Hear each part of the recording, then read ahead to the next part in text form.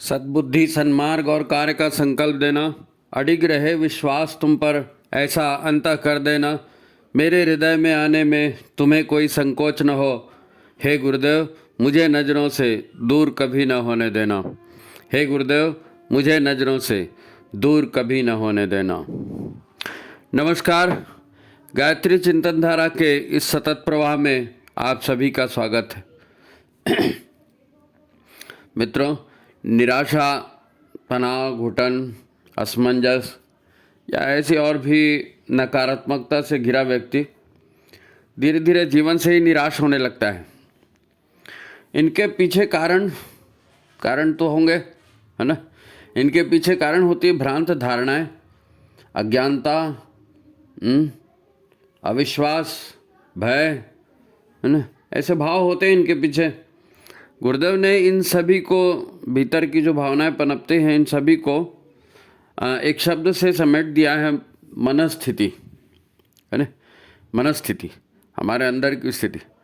अब हमारे शरीर में मन ही तो प्रमुख कर्ता धरता है ना, और ये मन ही है जो इन नकारात्मक ऊर्जाओं को पालता भी है। ज़रूरत है कि मन की इस गतिविधि पर कुछ नियंत्रण रखा जाए। ये बहुत ज़रूरी है सुख से जीना है तो, क्योंकि हमारे मन को लगातार इतने विचार, इतनी संवेदनाएं मिलते रहती हैं कि शरीर उस गति से नहीं चल सकता भाई। तो ऐसे काम जिनकी क्रिया पद्धति हम जानते हैं, जिनका हमें अनुभव है, जो हमारे स्वभाव में है, या जिन व्यक्तियों और जिन कार्यों से हम परिचित हैं, तो उस संबंधित जो पुराने हमारे अनुभव हैं, जो पुरानी धारणा है, उसी के आधार पर हम काम करना शुरू कर देते हैं। हाँ, ये मालूम है ना मेरे को, हाँ ये मालूम है, हाँ ठीक है, वह यही तो मानसिकता होती है, यानी प्रायः मन किन्हीं और विचारों में होता है और हम कार्य किसी और मुद्दे पर करते रहते हैं, इसलिए प्रायः हमारे से गलतियां भी होते रहती है नी। जब हम जागृत रहकर मन के विचारों और मन की भावनाओं को समझने का, उनके विश्लेषण का कार्य नहीं कर पाते, तो फिर गलतियों की पूरी संभावना बनी रहती है नी। असफलता यही दर्शाती है कि काम पूरे मन से नहीं किया गया है? मनस्थिति बदले तो परिस्थिति बदले, और जो जैसा सोचता है और करता है वैसा ही बन जाता है। ये सब गुरुदेव के दिए सूत्र हैं ना, बड़े महत्वपूर्ण सूत्र हैं, है ना। गुरुदेव ने इसको हमारे ही लिए दिया है। आज व्यक्ति के भीतर, परिवार में या समाज में जो निराशा, तनाव, घुटन और असमंजस ऐसी स्थितियां बन गई हैं, झगड़े लड़ाई होते रहती हैं, है ना। तो इन मनोभावों को, इन संवेदनाओं को या इन नकारात्मक ऊर्जाओं को, है ना, इनकी जगह सकारात्मक ऊर्जाओं को बढ़ाने की ज़रूरत है। नकारात्मक ऊर्जाएं कम होंगी, सकारात्मक ऊर्जाएं बढ़ाई जाएंगी तो कुछ स्थिति सुधरेगी, है ना। खाना पीना, परिवार के लोग या मित्र मंडली, हैं, ये बाहरी स्थूल बातें हैं, इनका बहुत ज़्यादा असर नहीं होता। मुख्य बात है अपनी भावना, अपनी धारणा और अपने विचारों को बदलना और अपनी प्राण शक्ति को बढ़ाना, क्योंकि जो भी होगा अपने भीतर से होगा, और ये नितांत व्यक्तिगत काम है, अपनी समझ से करना है। बेहतर शुरुआत हमेशा व्यक्ति के भीतर से ही होती है, भीतर से ही उभरती है। हमारे मन, शरीर और हमारे ऊर्जा शरीर का ये खेल है, हमारे मन, शरीर, ऊर्जा शरीर का खेल है। ज़रूरत है कि हम सावधान रहकर अपने भीतर की इस उठापटक को देखें, इस उठापटक को महसूस करें, उसको समझें कि ये भीतर, हमारे भीतर चल क्या रहा है। अगर हम इसको सीख जाएं, प्राणों का कम या ज़्यादा प्रवाह और उसके परिणाम, हमारे स्वास्थ्य, हमारे सफलता असफलता, उपलब्धियों का गणित, ये सब समझ में आना जरूरी है। प्राणों के साथ सूर्य और चंद्रमा की शक्तियाँ भी हमारे भीतर काम करती हैं। इनका सही दिशा में उपयोग करना, इनका सही दिशा में संतुलन, ये सब सीखना पड़ेगा। अनायास हम जो भगवान भरोसे चलते रहेंगे तो फिर अनायास जो भी होता है प्रवाह पतित का होते रहेगा। अगर अपने जीवन को अपने हिसाब से चलाना है तो उस सिस्टम को समझना पड़ेगा ना। इनका सही दिशा में उपयोग सफलता का और इनके बारे में जानकारी न होना, इनके उल्लंघन से फिर परेशानियां भी होती हैं, रोग भी आते हैं, असफलताएं भी मिलती हैं। तो आज का ये वीडियो जो है ना, ये सब समझने में आपकी मदद करेगा। एक बड़ा महत्वपूर्ण वीडियो है और इस संदेश के आधार पर अपने जीवन को चलाएंगे तो पीड़ा पतन से बचा जा सकता है। पीड़ा पतन से बचा जा सकता है। परिवार में, व्यापार में, समाज में, जहाँ भी हम काम करते हैं तो टन्नस हो ही जाती है ना तो अपने आप को बचाना भी तो जरूरी है। तो पहले इस समस्या के कारण और स्वरूप को समझेंगे, है ना, और फिर संभावित समाधानों पर भी चर्चा करेंगे। तो बड़ा महत्वपूर्ण वीडियो है, अंत तक बने रहें और लाइक कर लीजिए वीडियो को। फिर लोग भूल जाते हैं, लाइक कर दें, शेयर कर दें, है ना। तो ठीक है, चलो मेन बात पर आते हैं। मित्रों, सभी अपने जीवन को बेहतर बनाना चाहते हैं, हर तरह से प्रयास भी करते हैं, परंतु जिन पैमानों पर जीवन साथी का चुनाव होता है या टीम का चुनाव होता है, गड़बड़ वहीं हो जाती है। तो फिर टीम कैसे काम करेगी या परिवार कैसे चलेगा, कौन क्या करेगा। यहाँ व्यवहार में सुस्ती आती है, आलस आता है, प्रमाद आता है, धोखाधड़ी आती है, बहुत सारी नकारात्मक बातें आती हैं व्यवहार में। अब एक दूसरे को समझने में गलती हो जाती है या जीवन साथी के साथ एकात्मता नहीं बन पाती है, आम भाव या अन्य तरीकों से दबाव बनाकर मनमानी की जाती है, तो जीवन उसका बहुत ज़्यादा दुखी हो जाता है, जिसके सपने टूटते हैं।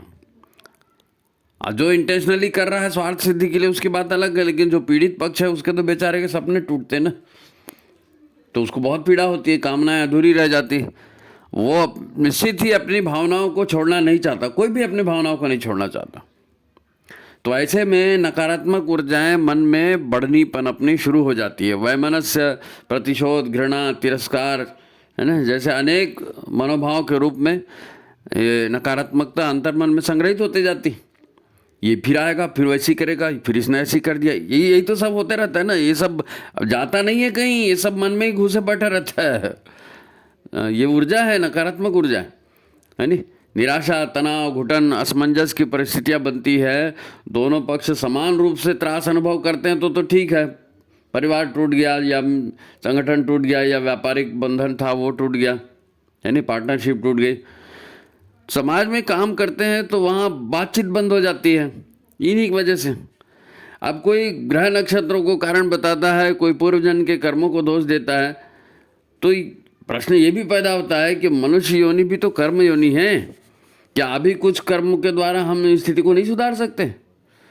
तो स्थिति सुधर सकती है, पर ये उतनी ऊर्जा अपने भीतर जागनी चाहिए, उतनी प्रेरणा, सजगता अपने भीतर आनी चाहिए, हैं? उतना ज्ञान अर्जन, मनस्थिति और पूर्वग्रहों से मुक्त होकर काम करना, ये सब आना चाहिए, अपने को सीखना पड़ेगा। फिर भी सब कुछ ठीक हो ही जाए ये भी जरूरी नहीं है। एक तो अपने आप को, अपनी गलतियों को ढूंढना बहुत कठिन काम होता है, अपने आप को बदलना बहुत आसान नहीं है। फिर दूसरे के मनोभाव को आप कैसे बदलोगे? इसके लिए जिस कुशलता की ज़रूरत होती है दूसरे को टैकल करने के लिए, वो सब में नहीं होती। और कई बार सामने वाला भीतर से इतनी नकारात्मकता पाल लेता है कि फिर आप उसके चरणों में लाख सिर पटको, लेट जाओ उसके चरणों में, तो भी वो आपकी बात, अपनी बात पर अड़ा रहेगा, आपके एक नहीं सुनेगा, सब किया धरा बेकार हो जाएगा, है ना।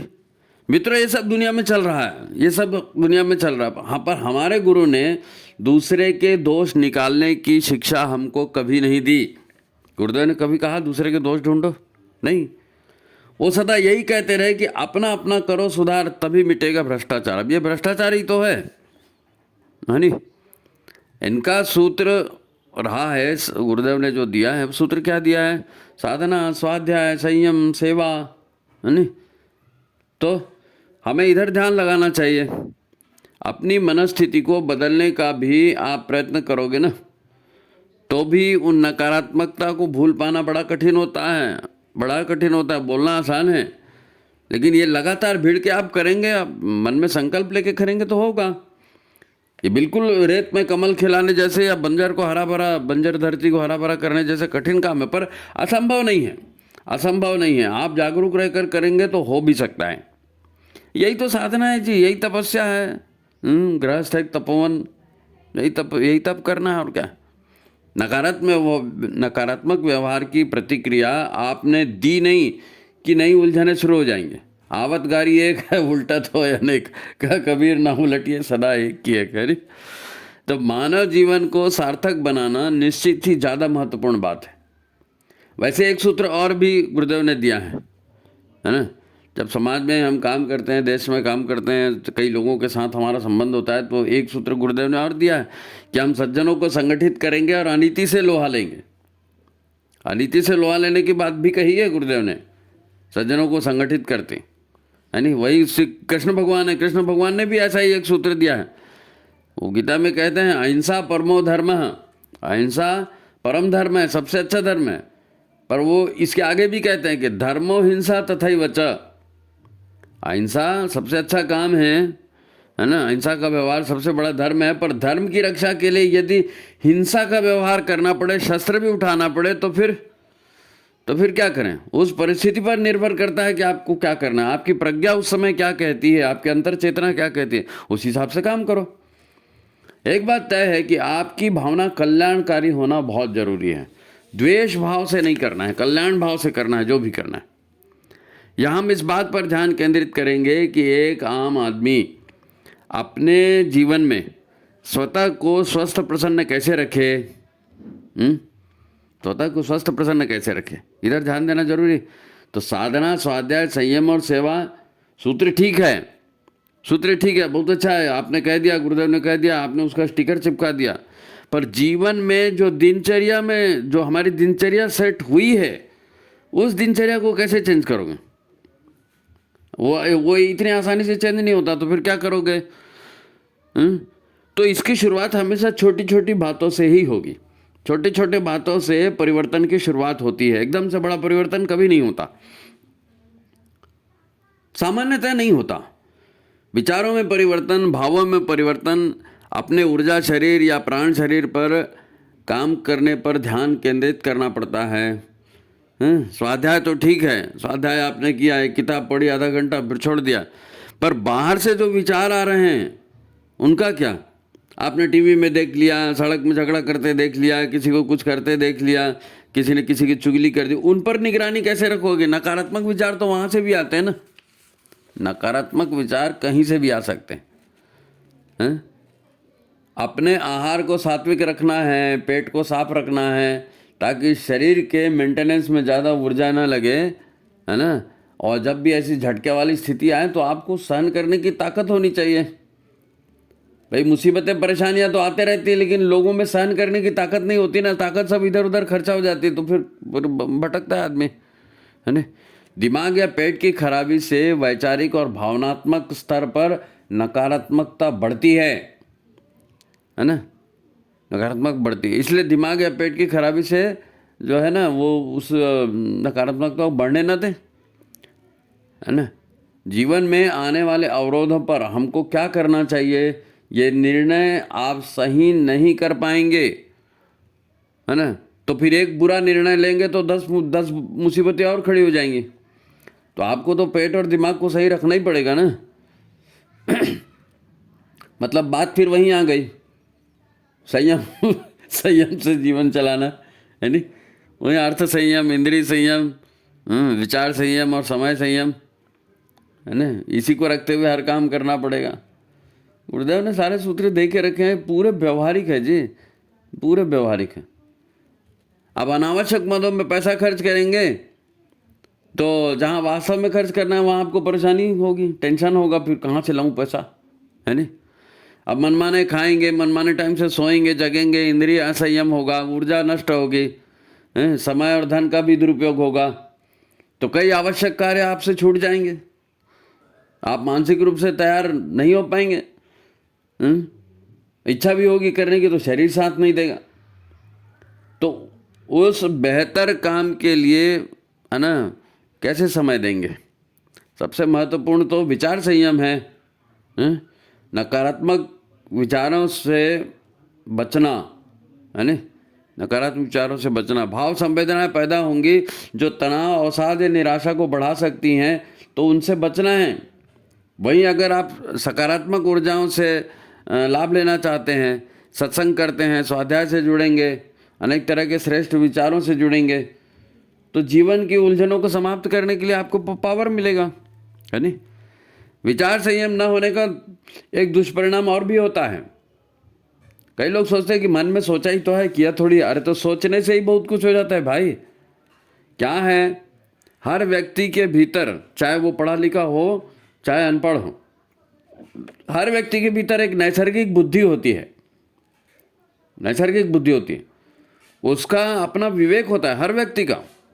परंतु जब हम विचारों के प्रति बहुत ज़्यादा सचेत हो जाते हैं ना, भय हमारे मन में आ जाता है, हाँ हाँ ऐसा नहीं होना चाहिए, वैसा नहीं होना चाहिए, ज़्यादा डर जाते हैं, बहुत ज़्यादा अलर्ट हो जाते हैं, तो कई विचारों को और भी ओढ़ने शुरू कर देते। ऐसा भी सोच के देखो, नहीं उसने ऐसा किया था, और किसी को सलाह लो, और किसी को 10 लोगों से सलाह लेंगे।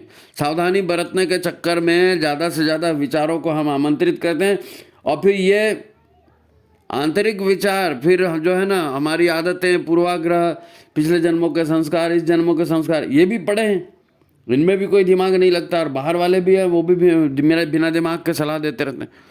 तो व्यक्ति जो है ना, उसके अंदर उसकी जो नैसर्गिक बुद्धिमत्ता है, वो बेचारा जो नेचुरली जो दिमाग है, वो दिमाग भी उसके काम नहीं करता। फिर बाहर के ही लोग उसके दिमाग को डिस्टर्ब कर देते। तो मन हमें जब विचार और सुझाव देता है ना, तो अभी क्या चल रहा है इस पर से हमारा ध्यान हट जाता है। हम समझ ही नहीं पाते। मन में पूर्व के जो संकलित सूचनाएं हैं ना, उन्हीं के आधार पर जल्दबाजी में हम काम कर जाते हैं। इसी को फिर क्या कहते हैं, अरे मैं गलतफहमी हो गई। तो गलतफहमी हो गई मतलब अपने आप थोड़ी हुई, आपने मन के ऊपर ध्यान नहीं दिया, विचारों के ऊपर ध्यान नहीं दिया। अब फिर गलतफहमी से ही झगड़े और टेंशन बढ़ जाते हैं ना। हर तरह की नकारात्मकता बढ़ जाती है इसी से। शरीर को तो आप अच्छे से खान पान से, व्यायाम से ठीक कर लोगे, मन को कैसे ठीक करोगे? मन को ठीक करने का एक ही उपाय है, सद्विचार, है नहीं। गायत्री जाप भी तो इसीलिए करते हैं, सद्विचार, सद्बुद्धि। आज हर व्यक्ति दुखी परेशान दिखता है तो इसलिए नहीं कि कोई बड़ा देवी देवता उसका नाराज हो गया ना, कोई देवी देवता नाराज नहीं हुआ। ये वो छोटी छोटी बातें होती हैं जो दूसरों के अहंकार को चोट पहुंचाती हैं या दूसरों के लाभ पर डाका डालती हैं। देखो दुनिया में अधिकांश लोग जो है ना, कोई किसी का जानबूझ के बुरा नहीं करता, सब अपना स्वार्थ सिद्ध करने के चक्कर में दूसरे को नुकसान पहुंचाते हैं। तुमको तुम्हारे किसी से तकलीफ थोड़ी जी, कोई तुमको मार के क्या करेगा, लेकिन उसको अपना लाभ चाहिए रहता है तो वो तुमको धक्का दे देता है, फिर तुम गिर जाते हो, ये गड़बड़। इसलिए हर काम को पूरी सजगता से और तन्मय होकर करना चाहिए, है ना। ये दुनिया भर की खुशियों का खजाना है। छोटे छोटे कामों के प्रति सजग रह के इसको करेंगे ना, तो दुनिया भर की खुशियां इससे आपको मिल सकती हैं। इसीलिए तो ऋषि पतंजलि कहते हैं कि योगः कर्मसु कौशलम। आप किसी भी काम को करें, झाड़ू लगाएं, खाना बनाएं, पानी भरें, गाड़ी चलाएं, कुछ भी करें, कुशलता से करें। कुशलता बोलते ना, सावधानी हटी दुर्घटना घटी। ऋषि भी यही कह रहे हैं, योगः कर्मसु कौशलम। कुशलता से किया गया कर्म ही योग है, इसी से सारे लाभ मिलते हैं। किसी भी काम को पूरी कुशलता से करना, अपनी ओर से दूसरों को कष्ट नहीं पहुंचाना, ये ईश्वर की सेवा की तरह है ना। ये ईश्वर की सेवा की तरह है। ये काम पॉजिटिव एनर्जी बढ़ाने वाला काम है। एक बात जो है ना दिल में अच्छे से बिठा लो, एक बात दिल में अच्छे से बिठा लो कि लोगों को जीवन में जो भी अच्छे बुरे परिणाम मिल रहे हैं ना, वो केवल तकदीर से नहीं मिल रहे हैं।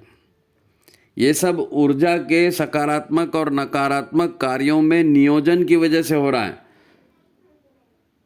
ऊर्जा का नियोजन सकारात्मक नकारात्मक कर्मों में होता है, वैसे ही परिणाम आते हैं। अच्छा, आपने वो स्वर विज्ञान सुना है? सौर विज्ञान के बारे में आपने जरूर सुना होगा। सौर विज्ञान के बारे में आपने ये भी सुना होगा कि सूर्य और चंद्र हमारे प्रत्यक्ष देवता हैं और इनकी ऊर्जा हमारे जीवन पर गहरा प्रभाव डालती है। यदि आपको भी जीवन में ऊर्जा चाहिए, शांति चाहिए, प्रेम चाहिए,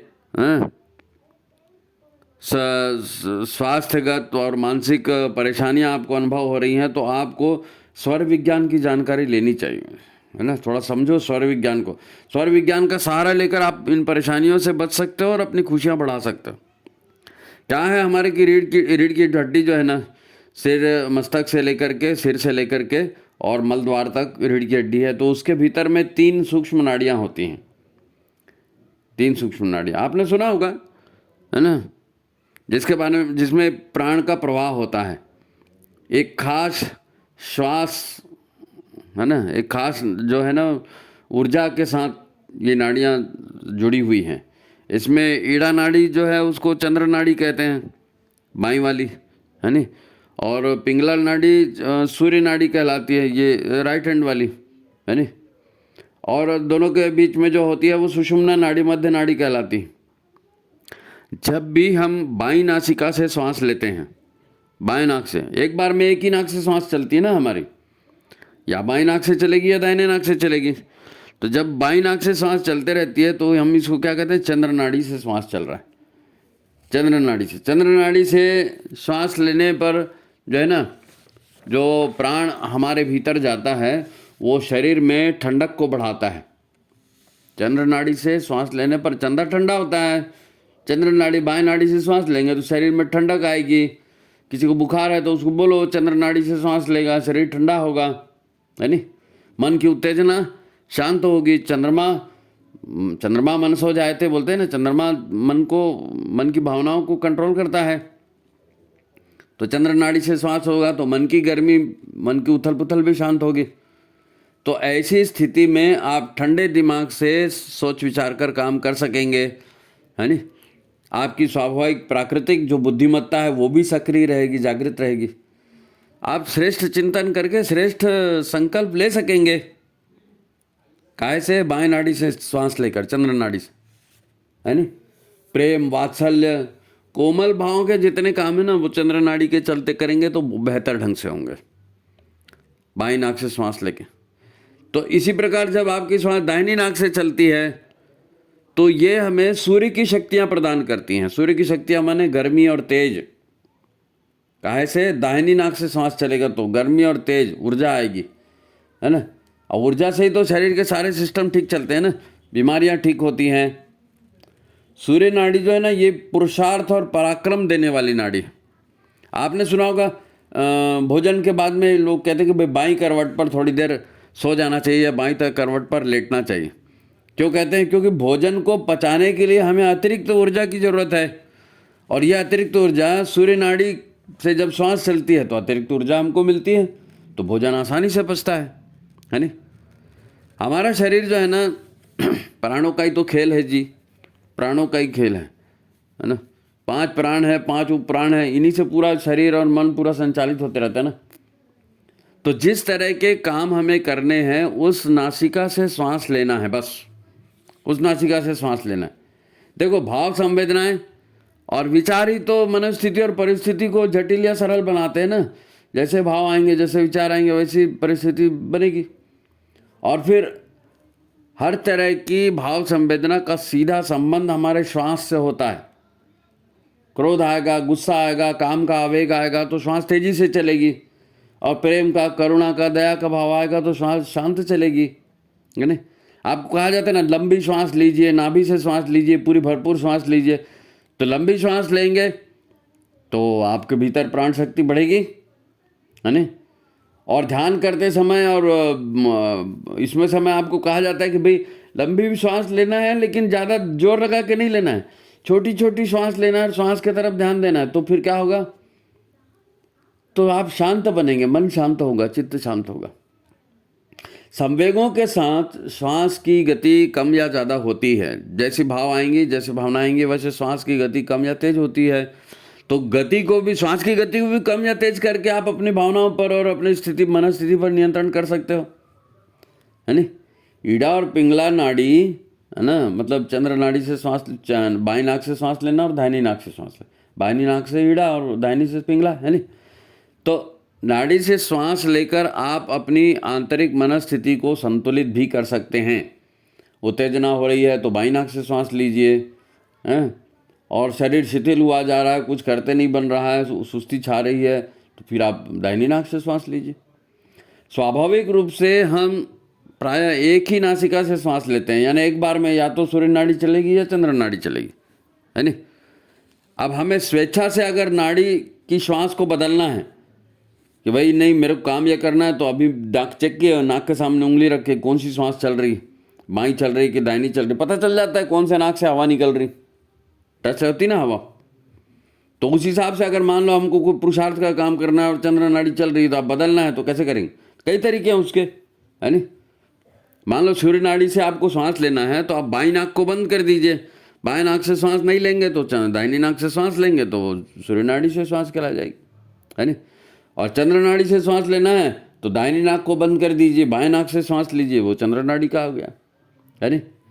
यही काम अगर आप लेट कर भी कर सकते हैं, लेट कर भी, इसमें थोड़ा सा उल्टा करना पड़ता है। बाईं करवट सोएंगे तो सूर्य नाड़ी चलेगी, दाहिनी करवट सोएंगे तो चंद्र नाड़ी चलेगी। और एक और तरीका होता है नाड़ी श्वास बदलने का, एक श्वास दंड आता है, श्वास दंड, वो 1.5 फीट के आसपास एक डंडा होता है, उसमें थोड़ा सा ऐसा टी शेप रहता है। वो आपने देखा होगा, ये ऋषि मुनियों के जो फोटो आते हैं उसमें कमंडल रहता है एक हाथ में और एक हाथ में एक डंडा रहता है ऐसा टी टाइप का, उसको कक्खी में दबाते हैं बगल में। तो ये भी वही काम करता है।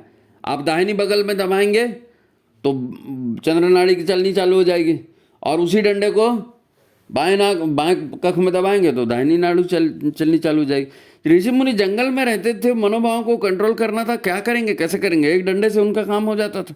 आप भी उस डंडे का उपयोग कर सकते हैं, लेट के करें, नाक बंद करके करें, कैसे भी करके, आपके हाथ में है, आप नाड़ी बदल सकते हैं, है नहीं। तो अच्छा, जब हम नाड़ी शोधन प्राणायाम करते हैं ना, बाएं नाक से सांस लेते हैं, दाहिने से छोड़ते हैं, या दाहिने से सांस लेते हैं, बाएं से छोड़ते हैं, है नहीं। तो क्या होता है, एक बार इस नाक से एक बार, तो कुछ देर के बाद जो है हमारी सुषुम्ना नाड़ी ऑटोमेटिक चलना भी चालू हो जाती। कुछ देर बाद मतलब 10-15 मिनट बाद, ऐसा नहीं कि 2 बार खींचे तीसरी बार चालू हो गया, नहीं। 10-1 मिनट आप करेंगे, सांस लेंगे, बाएं से लेके दाहिने छोड़ेंगे, दाहिने से तो सुषुम्ना नाड़ी भी चालू हो जाती है। यानी हम दोनों नाकों से, सुषुम्ना नाड़ी मतलब दोनों नाकों से सांस ले रहे हैं तो सुषुम्ना नाड़ी, है नहीं। तो कुछ देर सूर्य नाड़ी कुछ देर स्वाभाविक रूप से चलेगी 40-50 मिनट, और फिर बाईं चलनी चालू हो जाएगी, या बाईं चलेगी तो 40-50 मिनट के बाद में दाहिनी चालू हो जाएगी। इन दोनों के बीच में सुषुम्ना ऑटोमेटिक चलती है। एक नाक छोड़ के दूसरी नाक से चालू करते हैं ना, तो बीच में दोनों नाक से चलती, तो वो भी सुषुम्ना नाड़ी। इस चेंजिंग के समय ये जो नाड़ी परिवर्तन होता है, या प्योर सुषुम्ना नाड़ी से दोनों नाक से सांस चलती है, तो हम कुछ खास तरह के काम करें तो ज़्यादा फायदा होता है। वो काम कौन से? पूजा पाठ का काम, ध्यान साधना का काम, या आध्यात्मिक लेवल के जितने भी काम होते हैं ना, दोनों नाड़ी, सुषुम्ना नाड़ी और सुषुम्ना नाड़ी से चलेगा, दोनों नाक से सांस चलेगा, तो आप बेहतर ढंग से कर पाएंगे, है नहीं।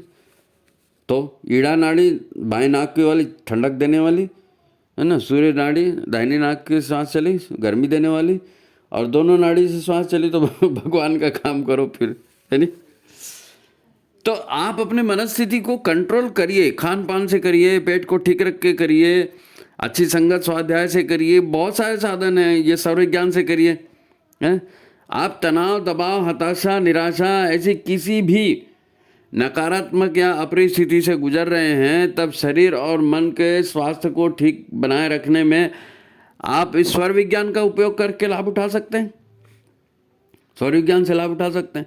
आपको अलर्ट रहना पड़ेगा कि मेरे मन में क्या हलचल चल रही है। किसी ने कुछ कह दिया, मेरे को गुस्सा आ गया, तो आपको मानना पड़ेगा कि अरे अभी तक तो गुस्सा नहीं था, इसने कह दिया ना, तो उसने कहा तो उसके मुंह से उसने कह दिया, मेरे को उससे प्रभावित नहीं होना है, मैं अपनी शक्ति खुद बनाऊंगा और मैं अपना काम खुद करूंगा। सोचो ना भाई, मेन बात क्या है? मेन बात यह है कि हमारी ज़िंदगी हमारे हिसाब से चलनी चाहिए, हमारी ज़िंदगी हमारे हिसाब से चलनी चाहिए। किसी ने चिढ़ा दिया, किसी ने कुछ कह दिया तो आप भिड़ गए उसके पीछे डंडा लेकर, ऐसा नहीं होना चाहिए। प्रतिक्रिया जरा संभाल के दीजिए। कभी कभी किसी ने कुछ कह दिया, भावावेग में आपने भी, अरे तेरे बाप का खाते हैं क्या, अब बोल दिया आपने भी कुछ, तो हो गया, फिर लड़ते रहो, टेंशन पालते रहो। जरा इसके ऊपर, मनोभाव के ऊपर कंट्रोल रखिए, है ना। आपकी ज़िंदगी किसी उच्चू पच्चू से लड़ने के लिए थोड़ी है जी, अच्चू पच्चू से लड़ने के लिए नहीं, बड़े काम के लिए है। हमारे मनोभाव, है ना, या हमारी कार्य क्षमता पर हमारा सीधा नियंत्रण होना चाहिए। कोई दूसरा हमको छेड़ जाए और हम भाग जाएं, ऐसा नहीं होना चाहिए। सूर्य और चंद्र हमारी मदद को तैयार हैं, ब्रह्मांड की सारी शक्तियां हमको मदद को तैयार हैं। प्राण तो ब्रह्मांड से आता है ना, प्राण पूरी मदद करेगा, पर इस विज्ञान की जानकारी लेनी पड़ेगी।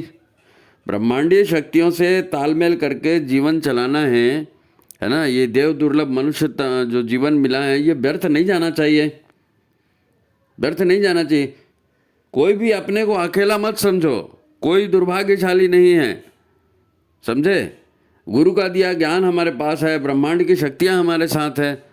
बस इतना जरूर याद रखें कि सफलता के लिए मन का निरीक्षण, जागरूक रहना। वयम राष्ट्रे जागृयाम पुरोहिता, राष्ट्र को जागृत, मन को जागृत, अपने आप को जागृत करना है। क्या हो रहा है हमारे अंदर, क्या हो रहा है हमारे मन में, इसकी समीक्षा दूसरा थोड़ी करेगा, खुद को करना है और खुद फिर डिसीजन लेना है। अपने आप हाँ आँख मूंद के चलते जाएंगे तो गिरेंगे गड्ढे में, फिर क्या है ना? तो इन मनोभावों पर जरा जागरूक रहकर नियंत्रण करना है और कर सकते हैं। साधना इसी का नाम है ना। तो ये आज का अपना विषय था। उम्मीद है आपको अच्छा लगा होगा और हम कामना करते हैं, इच्छा करते हैं कि भाई जो भी हमारे भाई बहन हैं जो ऐसी आपद विपद परिस्थितियों में फंसे हैं, तो जरा गुरुदेव को याद करें, है ना। मनुष्य अपने भाग्य का निर्माता है, जरा याद करें, जरा उनका सूत्र याद करें कि मनुष्य अकेला पैदा होता है, अकेला मरता है और अकेला ही अपने कर्मों का फल भोगता है। तो अपने आप को ठीक करने का काम हमारा है। ये सारी शक्तियाँ, ये गुरु का ज्ञान हमारे लिए है, ठीक है। तो आज की बात यहाँ समाप्त करते हैं, लेकिन वही हमारे हर बात वाली बात है कि लोगों को आप वीडियो ज़्यादा से ज़्यादा भेजिए, सबका फ़ायदा होने दीजिए। और भेजते हैं तो खाली शेयर मत करो, उसको बताओ कि ये वीडियो बजाय इसको देखो, है ना। तो लाइक करें, शेयर करें, और क्या है। और अपनी समस्याएं जो भी हैं, आपकी बात जो भी कहनी है ना, व्हाट्सअप नंबर दिया है, इस व्हाट्सअप नंबर से बात कीजिए, ठीक है। तो सभी को प्रणाम, नमस्कार।